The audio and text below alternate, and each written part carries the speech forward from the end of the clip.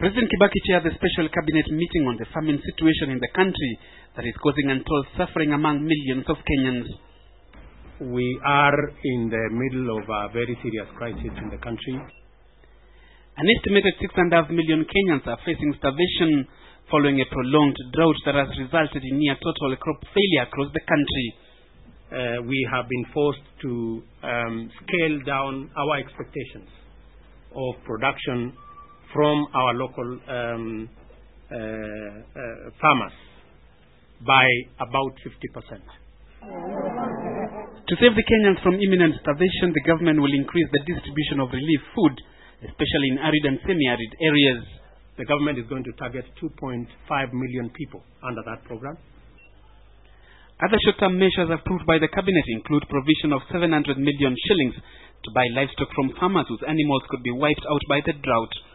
The government has also extended the duty-free importation of maize up to June next year to ensure continued supply of the much-needed grain. On the long term, the government would intensify campaigns to produce food across the country. Poor farmers would continue to receive free seed to capitalize on expected short rains in the course of the year.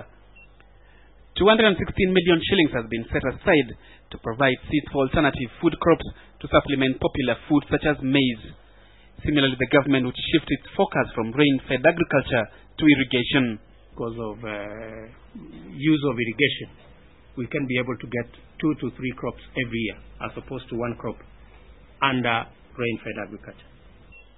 Most Kenyans will, however, have to continue paying more for food as the government has no plans to control prices of essential commodities. Even as we try to address the immediate issues, you can see that we are laying emphasis on the long-term issues. In spite of pressure on the government to act on increasing food prices, the government maintains its only long-term measures that will salvage the situation.